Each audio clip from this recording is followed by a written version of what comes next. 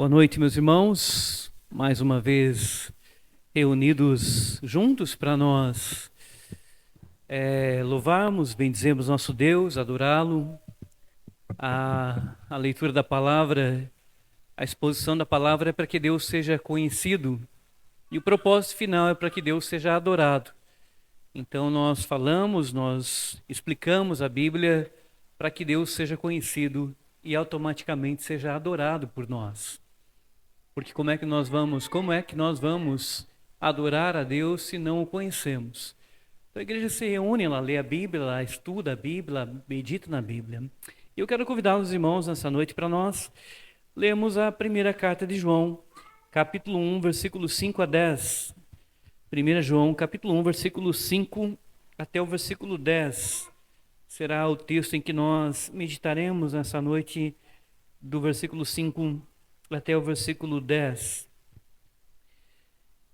Diz assim, 1 João capítulo 1, versículo 5 até o versículo 10. 1 João está mais lá no finalzinho, né? Próximo de Apocalipse. Então, você vai lá mais para o final e dá uma marcha ré e vai encontrar a primeira carta de João, capítulo 1, versículo 5 até o versículo 10. Diz assim o texto, vou ler o título também: Deus é luz, o pecado, a confissão, o perdão, a propiciação. Ora, a mensagem que da parte dele temos ouvido e vos anunciamos é esta, que Deus é luz e não há nele treva nenhuma. Se dissermos que mantemos comunhão com ele e andarmos nas trevas, mentimos e não praticamos a verdade. Se, porém, andarmos na luz, como ele está na luz, mantemos comunhão com os outros. E o sangue de Jesus, seu Filho, nos purifica de todo pecado. Se dissermos que não temos pecado nenhum, a nós mesmos nos enganamos, e a verdade não está em nós. Se confessarmos nossos pecados, ele é fiel e justo para nos perdoar os pecados e nos purificar de toda injustiça. Se dissermos que não temos pecado, se não temos cometido pecado, fazemos-lo mentiroso e a sua palavra não está em nós. Meus irmãos, eu creio que quase todos nós já viajamos e passamos por algum local e acabamos vendo uma casa antiga, uma casa velha, e às vezes nós vemos casas grandes, mas já estão velhas. E você olha para aquelas casas grandes, enormes, às vezes, e percebe que elas um dia foram muito bonitas. Mas quando você olha hoje para aquelas casas velhas e antigas, você percebe que o telhado já está torto, as paredes estão tortas, que o telhado está caindo, que as paredes estão apodrecidas e estão caindo também. E nós ficamos olhando, eu pelo menos gosto de pensar as pessoas que ali moraram, as famílias que ali residiram, quantas pessoas moraram naquela casa, as coisas que aconteceram naquela casa. Mas há uma coisa curiosa, porque um dia aquela casa já foi nova.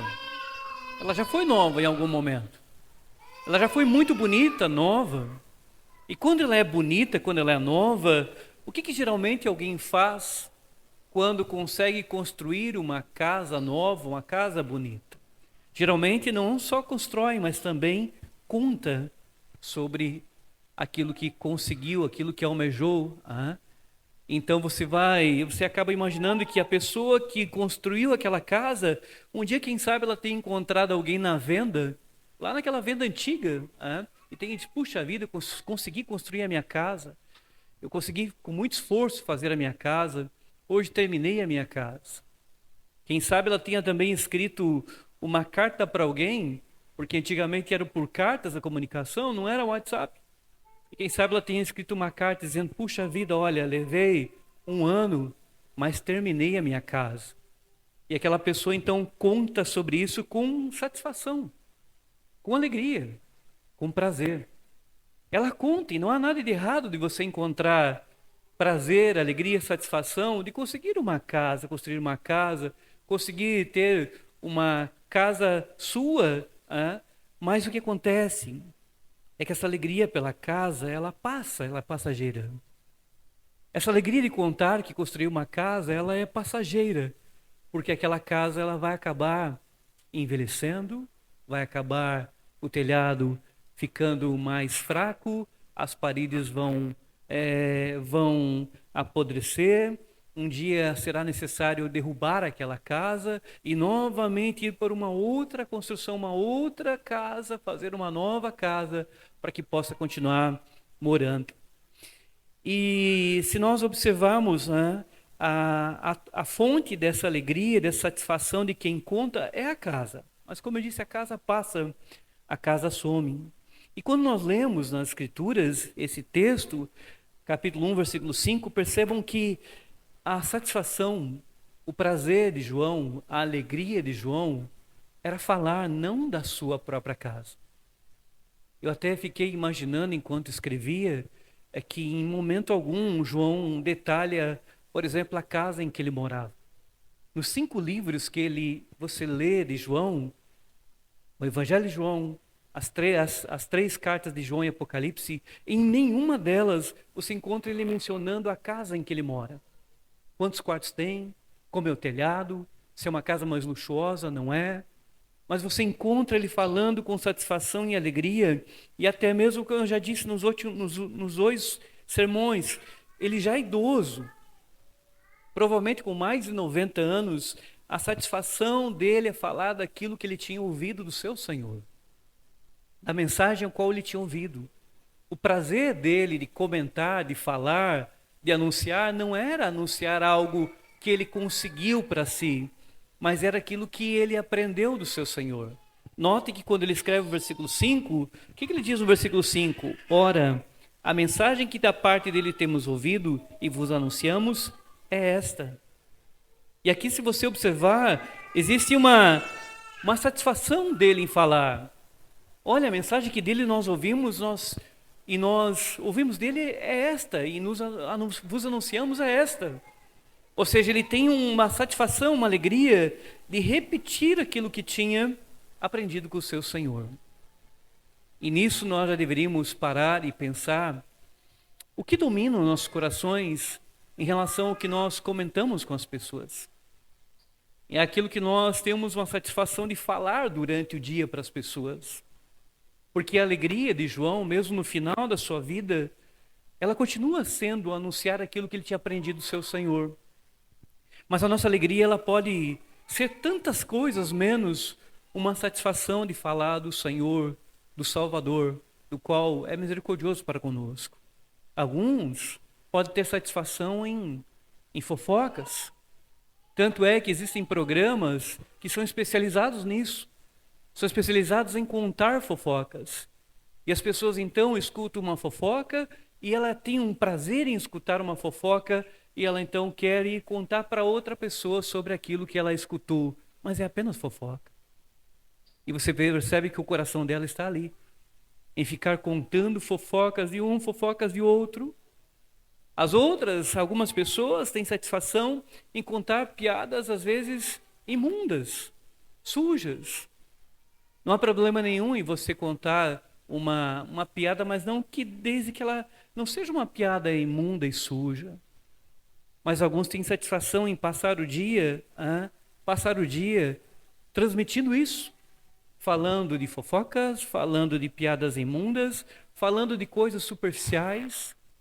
Note que também há uma satisfação, mesmo que não seja na fala. Mas, por exemplo, quando você abre as redes sociais e percebe que a pessoa então vai lá e ela coloca uma roupa e tira uma foto dela, e ela coloca outra roupa e ela tira uma foto dela, e ela faz isso dela mesma e coloca uma foto. É uma satisfação pessoal de mostrar aquilo que ela conseguiu, ou aquilo que ela é, ou como ela mudou, ou como ela arrumou o cabelo, ou como ela arrumou as unhas, mas sempre é um detalhe de si mesma. É uma satisfação de mostrar aquilo que ela conseguiu ou é.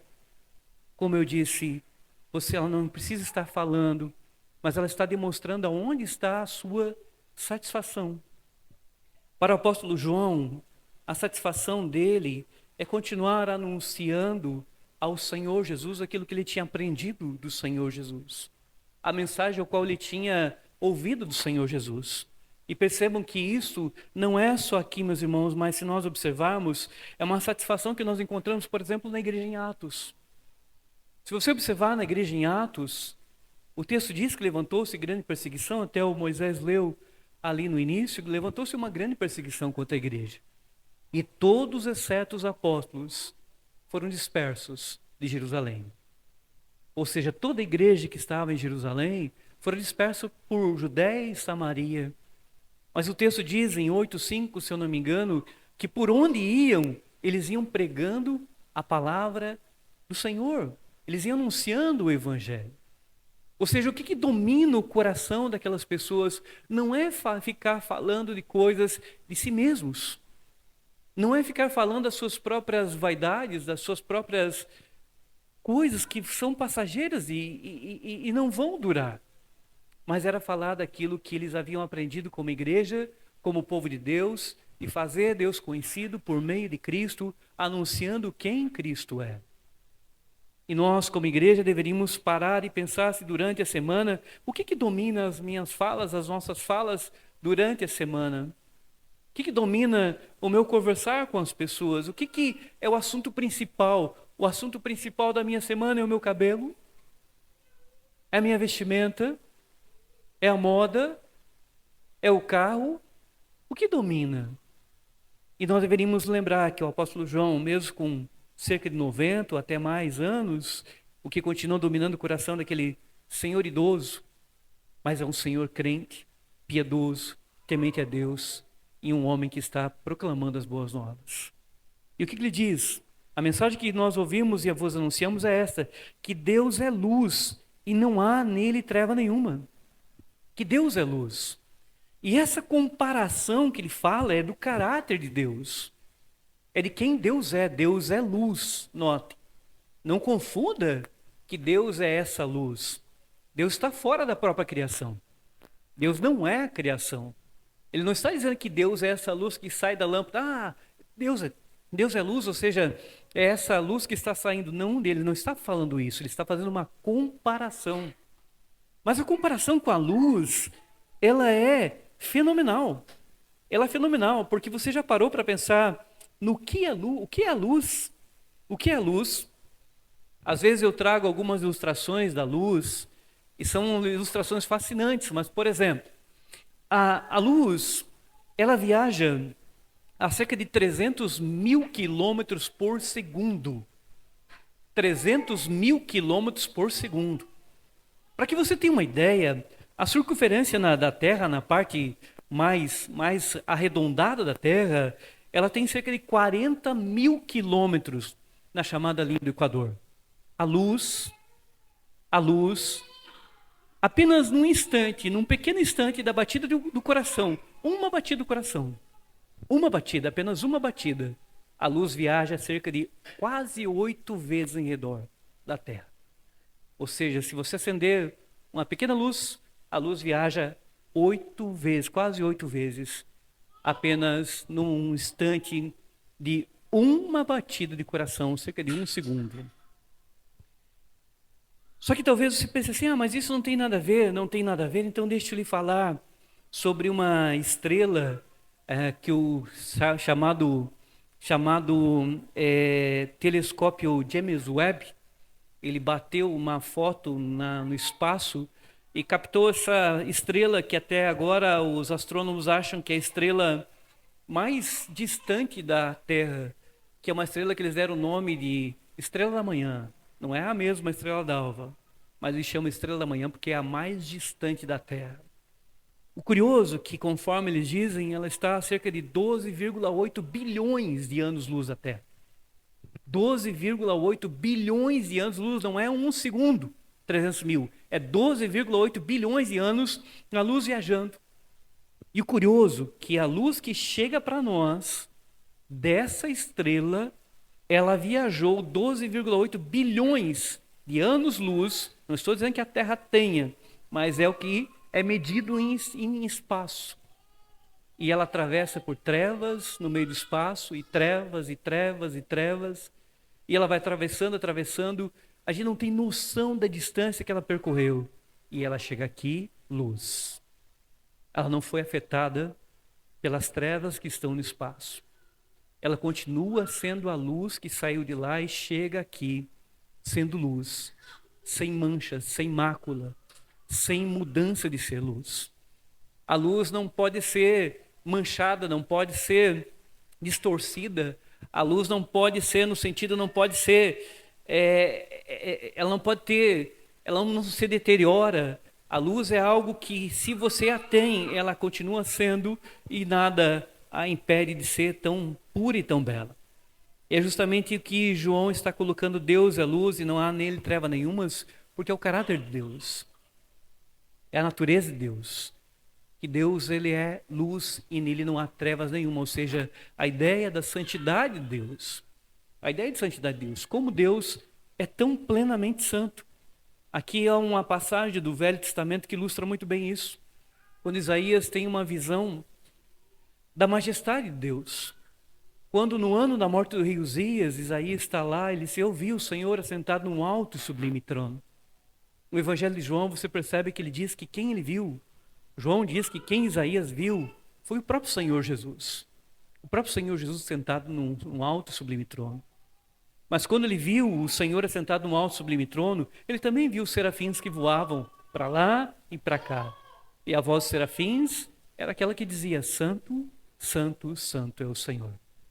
Ou seja, a manifestação da natureza de Deus era extremamente santa, que os serafins estavam justamente falando sobre isso, da santidade de Deus, do caráter de Deus, de quem Ele é. Agora, essa frase, que Deus é luz e não há nele treva nenhuma, deveria nos incomodar. Deveria começar a nos incomodar, porque se Ele é luz, plenamente luz, não há nenhuma treva neles, então nós temos um problema, porque nós somos pecadores. Nós, pelo contrário, nós somos homens e mulheres que são pecadores, mesmo depois de ter conhecido a Cristo. E eu gostaria que os irmãos prestassem muita atenção a partir do momento em que ele diz: olha, Deus é luz e não há nele treva nenhuma. Quando ele muda para o versículo 6, ele diz: se dissermos que mantemos comunhão com ele e andarmos nas trevas, mentimos e não praticamos a verdade. E aqui começa agora uma comparação entre Deus, que não tem trevas nenhuma, e a nossa própria vida. Eu não sei se os irmãos lembram e já leram, mas quando nós olhamos lá no Velho Testamento, lá em Êxodo, existe a chamada Arca da Aliança. No capítulo 25, Deus manda construir a Arca da Aliança. E a Arca da Aliança, ela é uma representação, era uma representação do lugar onde Deus manifestaria. Mas o curioso é que, se você ler Êxodo capítulo 25, versículo 10, Deus fala assim: construam uma arca da madeira de acácia e a revistam de ouro puro. De ouro puro. E quando você lê aquilo, você não percebe que esse versículo está apontando para justamente a santidade de Deus, a pureza de Deus. Por que a pureza de Deus? Note, faça uma arca de madeira de acácia e a revistam de ouro puro. Mas por que o ouro tem a ver com a santidade de Deus? Tem extremamente a ver com a santidade de Deus. Sabe por quê? O ouro, quando você vai comprar um anel, ou você vai comprar alguma coisa feita de ouro, você pergunta assim para quem está lhe vendendo: olha, esse ouro tem quantos quilates? Quantos quilates? E alguém responde: olha, esse ouro tem 18 quilates. Sabe o que significa o ouro ter 18 quilates? O ouro ter apenas 10 quilates? Ou 20 quilates? O ouro se mede da seguinte forma: você pega o ouro e divide em 24 partes. 24 partes. Então você pega todo o total do ouro e divide em 24 partes. Quando se fala que o ouro é 18 quilates, significa que o ouro tem 18 partes do volume dele. E o que acontece são 6 que não são ouro. É de uma outra substância misturada com o ouro. O ouro não é puro. O ouro não é puro. E quanto menos quilates tem o ouro, cada vez mais deixa de ser puro. Tanto é que quando você compra muito pouco quilates, significa que quase não tem nada de ouro ali. Ou seja, às vezes é só uma capinha por cima de ouro e por dentro não é o ouro. Mas Deus mandou: olha, façam a arca e a revistam ela de ouro puro. Ouro puro. E o ouro puro é uma coisa extraordinária, porque ela está refletindo a santidade de Deus ali na arca. Lá perto de, quando eu morava com a minha tia, tinha um senhor que a gente chamava de irmão que bebe. Ele era de um determinado grupo religioso e o pessoal chamava ele de irmão que bebe. Não, ele não bebia, mas era que bebe é uma coisa, uma comida feita lá, é o irmão que bebe. Não que bebe, no sentido de beber. Mas o irmão que bebe tinha uma vendinha. E nessa vendinha ele acabava vendendo docinhos e tudo mais, mas uma coisa ele também fazia, ele acabava negociando moedas. Ele negociava moedas de réis. Ele acabava comprando as moedas antigas de réis. E sabe o que ele fazia? Comprava as moedas de réis, pegava uma lima, furava a moeda e começava a pegar aquela moeda e fazer furir a lima e lixa, e lima e lixa, lima e lixa. E daí a pouco saiu uma aliança das moedas de réis, que era amarelinha. Você comprava dele, colocava no dedo, era amarela. Amarelinha parecida com ouro.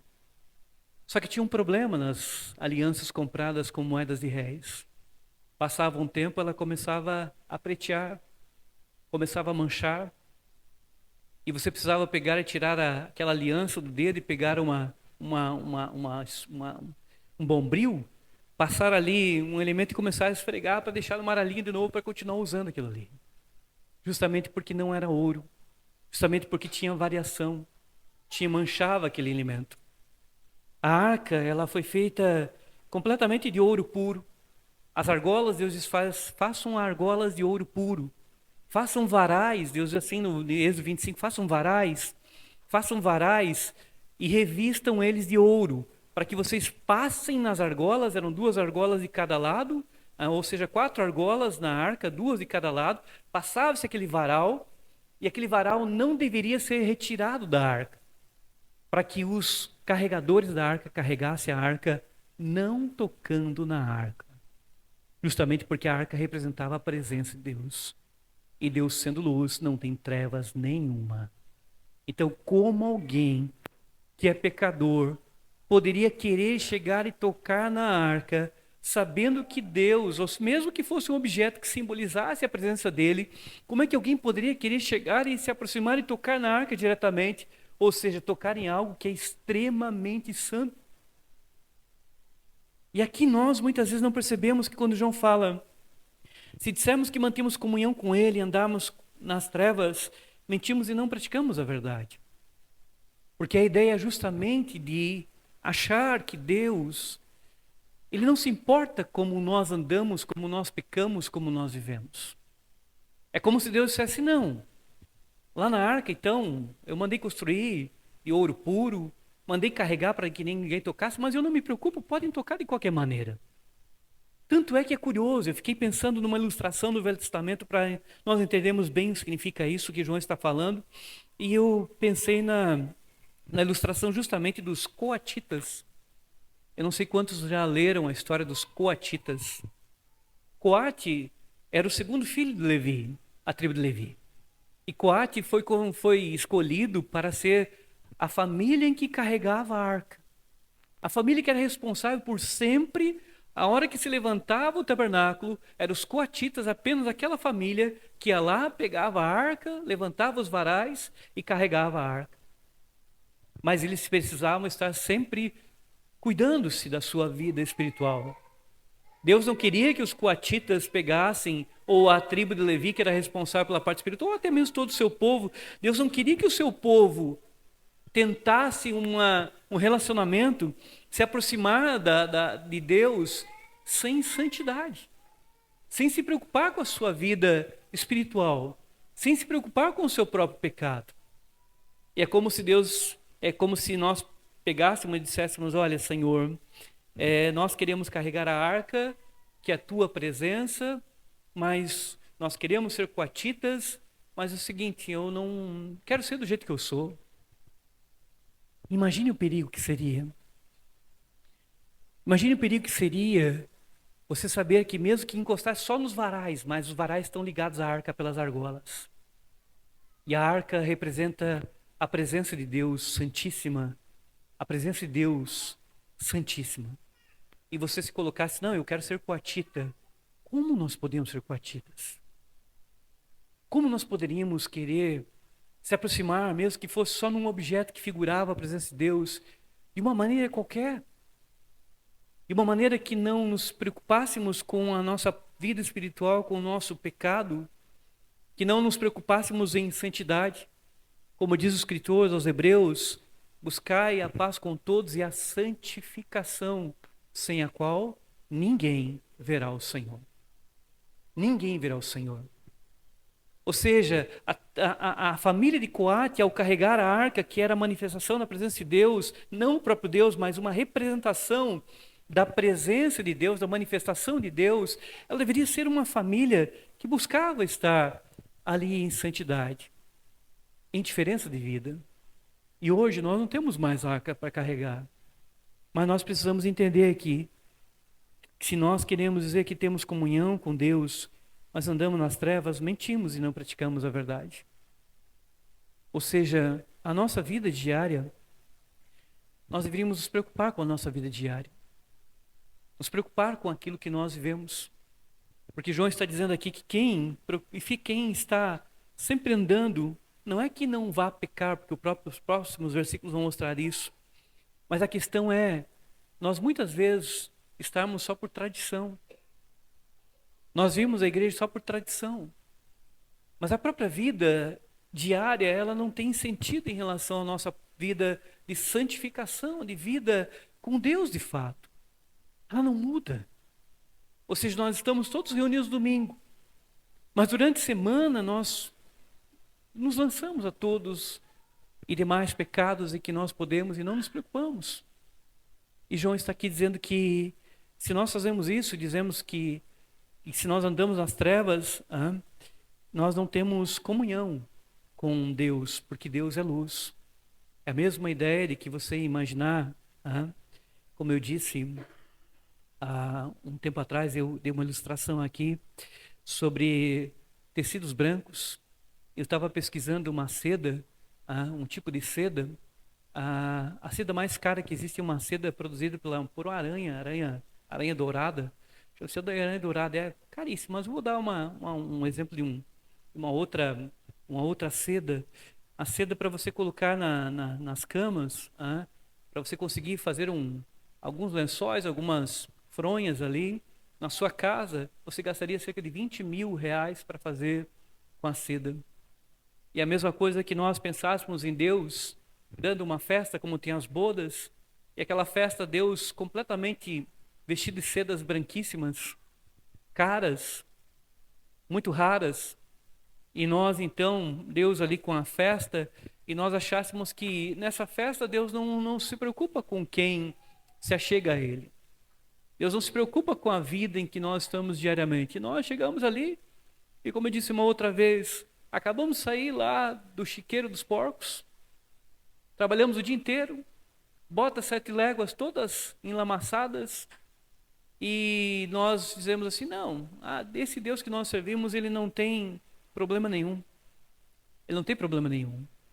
Então eu vou para a festa, mas eu vou para a festa do jeito que eu estou. E entro na festa ali e vai querer entrar daquela maneira. João diz, olha,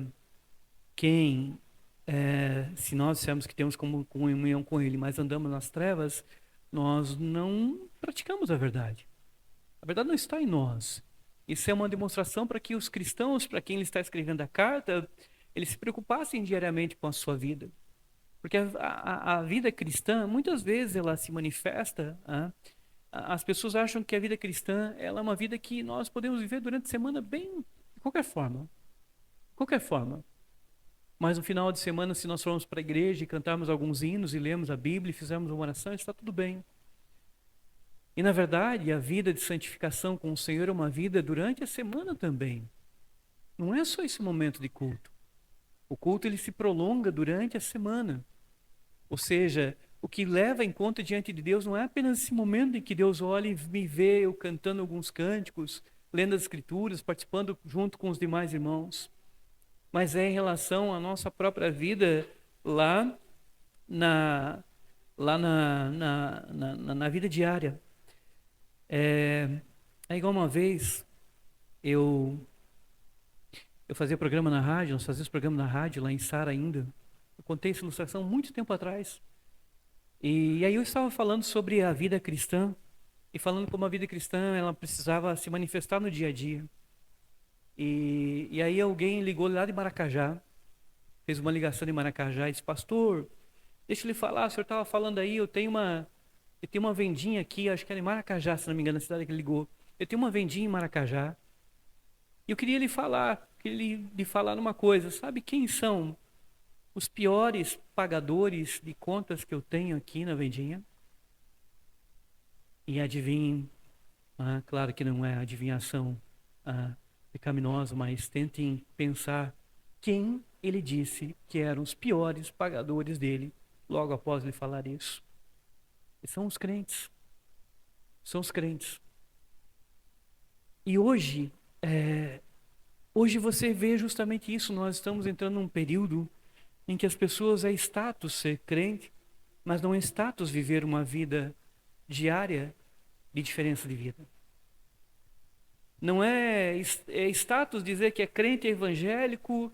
Nós temos nossos versículos lá nas redes sociais, nas camisetas e tudo mais, mas quando vai para a vida prática em relação à vida com Deus mesmo, e testemunho com Deus, não tem. Não tem. E nós deveríamos olhar para a mensagem de João e dizer: olha, se nós dizemos que temos comunhão com Ele, mas andamos nas trevas, nós mentimos e não praticamos a verdade. Porque Deus é luz. Aquele que se aproxima de Deus, aquele que tem o Espírito Santo habitando no seu coração, ele vai sendo transformado. Ele vai sendo mudado, seus pensamentos, seu comportamento, suas atitudes, ele não vai ir para trás. É claro que às vezes nós deslizamos e cometemos pecado, tanto é que o próximo versículo vai mostrar isso, mas não é uma vida em que nós vamos afundando e voltando àquela nossa bela vida. É uma vida que Deus vai transformando a pessoa. Por isso que nós vemos testemunhos, não sei qual dos irmãos falou esses dias aqui do Nicodemos, e nós vemos Nicodemos pregando, ensinando, falando, mas ele mesmo conta num testemunho que um dos pecados dele, até já usei isso como ilustração uma ou duas vezes, um dos pecados deles foi ter cometido um assalto a um posto de gasolina. Então eles combinaram com os amigos, que ele fala que todos já foram, acho que quase todos já foram, que ele comentou que naquele período, comentaram: vamos lá assaltar o posto. Combinaram e foram lá com armas. Veja bem, quem é que olha para o Nicodemos hoje e pensa assim, ele era um assaltante de posto? Foi lá e colocaram a arma lá, assaltaram o posto e foram embora. Mas quando a conversão chegou na vida dele, ele conta que aquilo o incomodou demais. E veja bem que ele está falando de um pecado passado. Ele não está falando de um pecado presente. Claro que Nicodemos não vai dizer que ele é santo. Mas ele começou a se preocupar com aquele ato que ele tinha feito. Eles que foi lá, vocês precisam pegar na internet, olhar o testemunho dele, foi lá e conversou com o dono do posto. Chegou lá e falou assim: olha, seu fulano, o senhor lembra de um assalto assim, assim, assim, assim? Lembro. Pois então, eu estava participando desse assalto e eu vim aqui conversar com o senhor, o que nós podemos fazer? Se o senhor quiser chamar a polícia, eu posso chamar, mas eu participei do assalto, agora eu conheci a Cristo, meu Senhor, meu Salvador, meu Redentor, aquele que perdoa meus pecados, mas eu sei que eu preciso assumir as consequências que eu fiz. Eu queria conversar com o senhor, o que nós podemos fazer? Eu tenho um carro, não sei se ele fala isso, não sei se eu estou colocando aqui a mais, mas ele conversa com um homem para buscar uma solução para aquilo que ele tinha causado. Ou seja, a conversão não chegou apenas para que ele só dissesse que era crente e fosse para a igreja, mas chegou com mudança de vida, diferença de vida, transformação de mente, de cabeça, de entender que não pode mais andar nas trevas, mas foi chamado para andar na luz. E aquele que se aproxima do Senhor, o Senhor vai transformando, vai mudando o seu pensamento, sua natureza, para que demonstre que Deus habita na pessoa. Então João continua no versículo 7, se porém andarmos na luz como Ele está na luz, mantemos comunhão uns com os outros, e o sangue de Jesus, seu Filho, nos purifica de todo pecado. Se porém andarmos na luz como Ele está na luz, ou seja, nós estamos em relacionamento com Deus, Se nós, vejam bem, se nós estamos à mesa, como eu disse, Deus vestido completamente de seda pura, branca, limpíssima, o que que o texto diz? João diz, olha, se nós andarmos na luz como ele está na luz, mantemos comunhão com os outros. Ou seja, principalmente a ideia também da própria igreja, da própria uns com os outros, porque nós não fomos chamados para termos comunhão, mas comunhão no pecado. Nós somos chamados para termos comunhão, de fato, em vida de santidade, em diferença de vida, em diferenciação de vida, em mudança de vida. Igrejas e pessoas que se reúnem, mas não se preocupam com seus pecados, é apenas reunião de pessoas. Percebam que a comunhão é uma coisa curiosa. A comunhão, você pode hoje ter um convite que alguém lhe manda e fale assim, olha, venham participar da minha festa. E nós às vezes recebemos. E nós vamos participar da festa.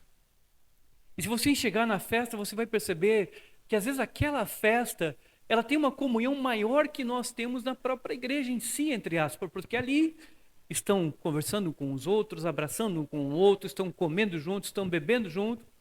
Mas o que acontece? Nenhum daqueles que está ali às vezes na festa está preocupado com a sua própria vida em relação à sua santidade, em relação ao seu relacionamento com Deus. Nenhum está preocupado. Há uma comunhão, mas apenas por causa da carne, apenas por causa da bebida, às vezes por causa das músicas que ali estão, por causa de um jogo que está sendo passado e todo mundo está reunido para assistir. Mas quem está preocupado um com o outro em relação à sua própria vida? E a igreja é a reunião dos santos pecadores, os separados por Deus, separados para andarem em santidade de vida, em novidade de vida, mas ainda pecadores porque não foram glorificados. É por isso que você encontra na igreja, muitas vezes, você encontra pessoas reunidas, e a igreja é o seguinte, note bem, a igreja, melhor, o casamento é a união de dois pecadores. E perceba como é que funciona o casamento. O casamento funciona com dois pecadores. O que acontece com dois pecadores? Reúnem, eu duvido, como eu disse outro dia, que você vai conseguir viver a vida inteira sem ter algumas rusgas. Mas casamentos sólidos, maduros, são casamentos em que a pessoa tem rusgas, mas ela precisa aprender a resolver. Ela precisa aprender a amar mesmo com as rugas. Rusgas, não rugas, rusgas. E até com as rugas, né? Mas rusgas. Então, às vezes discute, às vezes briga, mas dali a pouco vai lá, conversa e assume às vezes, olha, eu errei, eu falhei, me perdoa, me perdoa. Vamos conversar. E conversa. E segue o outro dia, continuam seguindo. E assim às vezes vão acontecendo e você vai amadurecendo o relacionamento. E vai amadurecendo o relacionamento até o ponto em que você realmente está amadurecido. A igreja, ela não é diferente. Nós muitas vezes colocamos peso sobre a igreja que não deveria ser colocado. Porque se casamentos são a união de dois pecadores, imagina a igreja, é reunião de pecadores. Pecadores perdoados, mas ainda com uma natureza problemática por causa do pecado. Então, mais cedo, mais tarde, o que vai acontecer? Mais cedo, mais tarde, nós vamos ter rusgas entre nós, entre a noiva de Cristo. Mas o que deve acontecer? Justamente nós aprendemos a andar na luz. Aprendemos aquilo que o Senhor ensinou. Aprender a ser humilhado, aprender a perdoar, aprender a chamar, aprender a conversar, aprender a sentar com o outro, aprender a resolver nossos problemas. Porque senão nós exigimos da igreja, muitas vezes, um local que nós não encontramos em local nenhum. Andar na luz, muitas vezes as pessoas colocam como romântico. Eu pergunto, por acaso você já trabalhou numa empresa que tiveram vários funcionários e essa empresa era maravilhosa e andava tudo bem, tudo certo e maravilhoso? Ou tinha rusga entre um e outro? Ah, pastor, tinha lá. Engraçado lá, tem, né? E por acaso na tua família, uma família grande, quantos tem? Ah, pastor, tem uns 60 pessoas na minha família. Ah, é? E tem 60 pessoas e já aconteceu alguma rusga entre 60 pessoas? Ah, pastor, já aconteceu. E se eu for dando vários exemplos, sempre você vai dizer, não, mas tem. E a igreja? Quer dizer que a igreja não tem? Quer dizer que a igreja tem que ser o local onde nós conseguimos ser perfeitíssimos. Não tem jeito. O que nós podemos fazer é andar na luz, manter comunhão com os outros, buscar comunhão, amadurecer.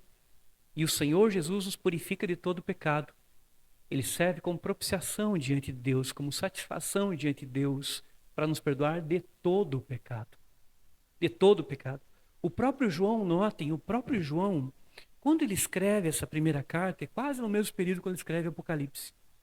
O próprio João, idoso, amadurecido, crente, piedoso, apóstolo que tinha pregado, mas note, quando o anjo apareceu em Apocalipse, por 2 vezes, João se prostra perante o anjo e peca. Porque ele não deveria adorar anjo. Mas ele se prostra perante o anjo, e o anjo tem que pegar e levantar o João e falar: João, não adora a mim, adora a Deus. Eu sou conservo teu. Mostrando que mesmo depois de muito amadurecimento, João não poderia dizer assim: nossa, eu estou tão bom, eu fiquei tão bom que eu não erro mais, eu não peco mais. Mesmo o apóstolo João, com toda aquela maturidade, mesmo já envelhecido, mesmo um homem já passando por tantas situações, foi um homem que a Bíblia apresenta que foi um homem que mostrou que era falha até os últimos momentos. E assim nós temos que entender em relação à própria igreja, nós mantemos comunhão com os outros se nós andamos na luz, mas andar na luz não significa que nós sejamos perfeitos. O Senhor sempre tem que estar nos perdoando de todos os nossos pecados, grandes, pequenos. É curioso quando diz assim, nos purifica de todo o pecado. Note que isso o Senhor precisa fazer com muita misericórdia por nós. Porque quando nós vamos orar a Deus e pedir perdão aos nossos pecados, o que nós fazemos geralmente? Nós lembramos de alguns pecados. Quais pecados nós lembramos? Nós lembramos dos grandes pecados. Nós lembramos geralmente dos grandes pecados. Senhor, olha, eu fiz isso aqui, eu fiz aquilo lá, aquele outro. Mas se você perceber, a nosso pedido a Deus para perdoar pecados geralmente estão relacionados aos chamados grandes pecados. E nós esquecemos que nós cometemos tantos outros diante de Deus que não são colocados num parâmetro de ser grande. E nós achamos que Deus, Ele não se preocupa com aqueles pequeníssimos.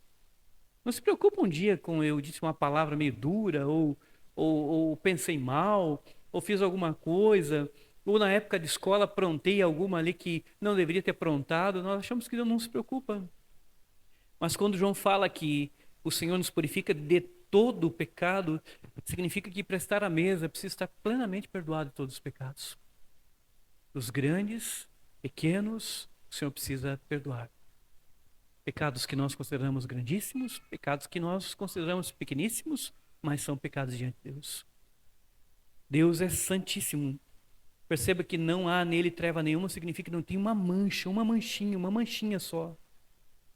Deus, se ele fosse trabalhar numa oficina mecânica com muito óleo, muita graxa, sabe o que aconteceria se Deus fosse trabalhar o dia inteiro, e ele saísse dessa oficina que ele mexeu com muita graxa? Mesmo assim, Deus sairia no final do dia completamente limpo, sem nenhuma pequena mancha de óleo sobre ele ou de graxa sobre ele. Ele é santíssimo.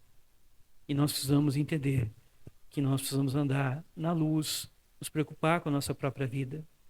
Talvez alguém diga assim: tá, mas pastor, tu está falando para nós sermos completamente santos. Não. John Wesley é aquele que primeiramente começou a chamada doutrina do holiness, da santidade.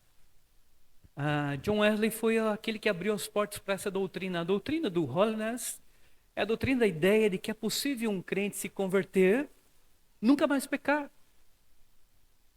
Então muita gente também confunde que quando João diz: nós temos que andar na luz, nós temos que...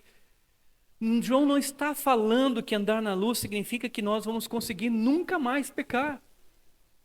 Mas tem gente que defende isso, que é possível, após a conversão, alcançar um nível de santidade que nunca mais peca. É a doutrina do holiness. Só que João diz aqui: se dissermos que não temos pecado nenhum, a nós mesmos enganamos, e a verdade não está em nós. Ou seja, João não está dizendo que nós nos tornamos tão santos ao ponto de falar assim: mas eu não tenho mais nenhum pecado, eu sou a pessoa Por isso que eu disse que quando alguém se manifesta, às vezes, no nosso convívio, e aquela pessoa se apresenta muito santa, muito perfeita, e geralmente ela se apresenta tão perfeita, que ela ainda faz o seguinte: ela diz que é perfeita, ela se mostra perfeita, e ainda ela começa a apontar o dedo para os outros. Ela diz, o fulano, ciclano faz isso, aquele outro, aquele outro. Mas eu estou vendo isso, estou vendo aquilo. É? Tu está vendo isso e aquilo, e aquele outro no outro, e os teus? Vou falar dos teus. O João diz que se dissermos que não temos pecado nenhum, nós mentimos. Então vamos falar dos teus. Fala dos teus, eu quero ver. Dos outros é fácil, quero ver dos teus. Dos nossos. Proponha para alguém para você ver. Quando alguém começa, mas fulano isso, fulano aquilo, aquele outro, aquele outro. Um dia alguém me disse, no nosso mês, pastor, mas eu vejo as pessoas que vão pegar a ceia, eu vejo fulano vai pegar a ceia, ciclano vai pegar a ceia. Na hora que ela falou, me ligou um alerta. Me ligou um alerta muito sério. Por quê? Porque quando ela estava sentada, ela estava observando quem ia pegar a ceia. O que ela fazia? Ela fazia uma medida daquela pessoa, se aquela pessoa não é digna de pegar a ceia.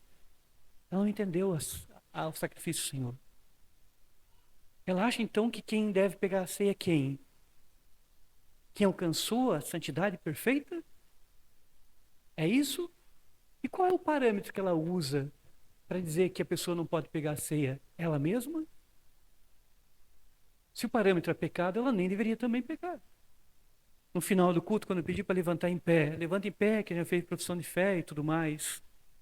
Quem já foi batizado, quem já fez profissão de fé, quem é membro de uma igreja evangélica, levanta de pé. Se nós realmente fôssemos sinceros, e se nós entendêssemos que tem que pegar só quem é santíssimo, que não peca mais a partir da conversão, ninguém deveria ficar de pé. Ninguém. Porque ninguém consegue atingir um nível de santidade tão perfeito que ele nunca mais peque. Tanto é que as escrituras vão mostrar os personagens. Os personagens bíblicos, nenhum deles é apresentado como santíssimo. O único santo é o Senhor Jesus Cristo, aquele que nos purifica de todo pecado, aquele que é a propiciação pelos nossos pecados, aquele que fez a satisfação a Deus pelos nossos pecados. Mas me diga um personagem bíblico que você consiga me dizer, não, pastor Mateus, fulano que nunca pecou. Então me diz, qual é? Quem é? Samuel? É Noé? Quem é? É Abraão? Davi? Os apóstolos? O apóstolo Paulo? Qual personagem bíblico a Bíblia narra como um santíssimo? Nenhum. Só, como eu disse, o nosso Senhor Jesus Cristo. Aquele que é o Filho que agrada ao Pai de fato, aquele que é obediente em todas as coisas. Mas nenhum personagem bíblico é apresentado pelas Escrituras como santíssimo. Note o Noé. O Noé, Deus conversa com ele. Isso é extraordinário o texto. Conversa com Noé, vai acontecer o dilúvio, construa a arca. O Noé vai, constrói a arca, faz a arca. É tão maravilhosa a história. Aí os animais entram e estão lá. E o Noé entra na arca, vem o dilúvio. Passa um ano, um mês e 27 dias, se eu não me engano, até ali atracar a arca. Passa um ano, um mês e 27 dias. Aí o dilúvio, as águas começam a secar, a arca encalha. O Noé desce, faz um altar ao Senhor, adora a Deus ali no altar. Mas logo após o texto diz, vai lá Noé e planta uma vinha. E planta uma vinha, e faz vinho, e bebe vinho, e toma um porre. E sempre, como diz Provérbios, o vinho traz, se você toma demais, ali tomar demais, o vinho vai trazer isso. E trouxe para Noé. O Noé perdeu o juízo, ficou nu, ficou pelado, começou a fazer um papelão lá pelado. O filho vê, é pior ainda, seu filho começa a escarnecer do pai. Mas aquilo é uma demonstração de que Noé não era um homem perfeitíssimo. Não era um homem santíssimo ao ponto de Deus ter o chamado porque ele era santíssimo. Meus irmãos, vamos para os últimos 2 versículos. Então, ninguém pode dizer que não tem pecado, mas outra coisa é você viver afundado no pecado. É isso que João está falando. Olha, não podemos dizer que temos comunhão com ele se andamos em trevas. Agora, ao mesmo tempo, João está dizendo, olha, também se alguém disser que não tem pecado, é mentiroso. Então, são duas coisas curiosas. Uma é andar no fundo do pecado, no poço do pecado. Outra coisa é você achar que vai conseguir também alcançar um nível de santidade tamanho que não tenha mais pecado. Isso ninguém alcança, ninguém consegue, a não ser na glória do Senhor. Quem não peca mais hoje, que não consegue mais pecar hoje, é, por exemplo, Elias, Moisés, já estão na glória com o Senhor. Eles não pecam mais no céu. Nós aqui, por mais que nós tentemos nos santificar, mesmo assim nós vamos ter pecados. Vou só dar um exemplo aqui ainda do versículo 8. Mas a pessoa começa a ler a Bíblia, ler a Bíblia, ler a Bíblia, começa a crescer em entendimento. Daqui a pouco ela se orgulha. Ela acha que é boa demais na Bíblia. E que os outros já estão lá no nível lá embaixo. Ela é boa demais. É um pecado manifesto. Pecado de orgulho, por quê? Orgulho pelo conhecimento. Orgulho do conhecimento. Pessoa, como eu já disse outra vez, levanta 3 da madrugada, vai orar, ora 2 horas. Mas depois ela começa a contar assim, olha, eu levantei 3 da madrugada, orei 2 horas. Está pecando. Para que precisa contar que levanta 3 horas da madrugada para contar que orou 2 horas? Mas aquilo é uma demonstração de dizer assim, olha, tá vendo como eu sou mais santificado, como eu sou mais espiritual? Eu levanto 3 horas, tu não levanta. Tá vendo as horas que eu oro 2 horas, tu não ora 10 minutos. Então ela está achando que agora, por fazer isso, ela atingiu um nível espiritual maior. Ela, na verdade, ela está pecando. Não adianta nada ela fazer isso se isso traz orgulho para si mesma. E depois João, então, nos últimos 2 versículos, ele fala: se confessarmos nossos pecados, ele é fiel e justo para nos perdoar os pecados e nos purificar de toda injustiça. Se dissermos que não temos cometido pecado, fazemos-lo mentiroso e a sua palavra não está em nós. Novamente, nós vemos essa ideia. Notem que Deus é santíssimo, mas ao mesmo tempo nós acabamos pecando. Mas aqui João vai dizer, olha, se nós confessamos os nossos pecados, ele é fiel e justo para nos perdoar. E perdoar de todo o pecado. Ou seja, nós temos um Deus que é tão santo que ele não admite que nós andemos nas trevas. Mas ao mesmo tempo ele nos proporciona isso, de nós nos aproximarmos dele e dizer, Senhor, eu pequei. Aqui é uma ideia muito curiosa. Há muitos filhos que às vezes aprontam, e às vezes nos deixam com muita ira, muita ira. Eu na sexta-feira aconteceu um episódio lá em casa, eu precisava entregar um negócio e aí deixei uma pessoa responsável lá para colocar as coisas do carro. E estava lá no meio da estrada, longe já, não estava lá. Aí me mandaram mensagem, me ligaram lá de casa, disse, olha, você não está levando. Quando eu olhei para trás, não estava o negócio que eu precisava. Aí fiquei bravo na hora, bravo. Mas depois eu comecei a pensar assim, qual vai ser a minha atitude? Como é que eu vou chegar em casa? Aí eu pensei assim, pai, eu posso chegar bravo, voltando assim o tempo todo pensando assim, posso chegar bravo, discutir, ficar bravo. Mas já tinha acontecido, já tinha assumido ali que houve um problema. Comecei a pensar na solução, como é que eu deveria fazer. E no fim, não reagi de uma maneira em que pudesse brigar ou levantar a voz ali naquele momento. E sei que aconteceu, e eu também, quando era jovem, muito pior do que isso, não somente esquecer alguma coisa, mas pior do que isso. E muitas vezes nós às vezes chegamos e falamos para os nossos pais, contamos, às vezes deslizamos, e o que nossos pais fazem? Muitas vezes eles são misericordiosos, nos perdoam, às vezes batem, mas batem com amor. Mas Deus também é assim. Ele é tão amoroso e como Pai, que se nós fizermos algum pecado, mas nós confessarmos para Ele, se Pai, eu errei, eu pequei, eu ofendi a Tua santidade, Senhor. João diz que Deus é fiel e justo para perdoar os pecados e nos purificar de toda injustiça pelo sangue de Cristo. É santíssimo, mas perdoador. É tão puro, mas misericordioso. É tão santo, mas estende ao seu perdão, a sua graça aos pecadores. E nós continuamos caminhando. Se Deus fosse eliminar cada um de nós a cada pecado que nós cometemos, não sobraria ninguém. Nenhum de nós estaríamos aqui reunidos no próximo domingo. Todos nós seríamos eliminados durante a semana. Para que o povo de Deus aprenda que Deus é um Deus amoroso, grandioso, e que Ele perdoa os pecados como nós confessamos por meio de Cristo Jesus. Que Deus abençoe, nós possamos refletir. Sei que muita coisa a gente não explica tão bem, Mas a gente tenta trazer algumas noções do texto, algumas coisas que a gente vai lendo mais a carta, vai entendendo melhor, né? Para que o povo de Deus vá sendo despertado com a carta de João.